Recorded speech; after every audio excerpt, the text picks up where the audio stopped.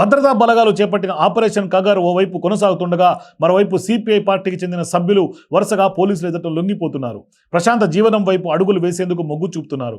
ఓవైపు పోలీసుల ఒత్తిడి, ప్రభుత్వ పునరావాస విధానాలు ప్రభావంతో చాలా మంది దళ సభ్యులు ఆయుధాలను వదిలేసి జనజీవన స్రవంతిలో కలుస్తున్నారు. మే 2025లో 20 మంది మావోయిస్టులు అరెస్టు కాగా 8 మంది స్వచ్ఛందంగా లొంగిపోయారు.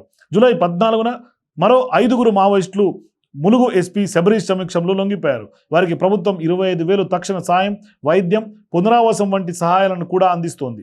పోరు కన్నా ఊరే మిన్నా కార్యక్రమం ద్వారా మావోయిస్టులను సమాజంలో కలపడానికి తెలంగాణ ప్రభుత్వం కృషి చేస్తోంది. ఈ నేపథ్యంలో మరో కీలక పరిణామం చోటు చేసుకుంది. తాజాగా రామగుండం సిపి ఎదుట మావోయిస్టు పార్టీ కీలక నేతలు ఆత్రం లచ్చన్న, ఆత్ర అరుణ లొంగిపోయారు. ప్రస్తుతం తెలంగాణ స్టేట్ కమిటీ మెంబర్గా ఆత్రం లచ్చన్న కొనసాగుతుండగా బస్తర్ డివిజన్ కమిటీ సెక్రటరీగా అరుణ కూడా ఉన్నారు. ఈ హఠాన్ పరిణామంతో మావోయిస్టు పార్టీకి లోటేనని విశ్లేషకులు అభిప్రాయపడుతున్నారు. సో వరుసగా మావోయిస్టు లొంగుబాటు అవుతున్నటువంటి వ్యవహారం అయితే మాత్రం ఖచ్చితంగా మావోయిస్టులకు బిగ్ షాక్గా చెప్పుకోవాలి.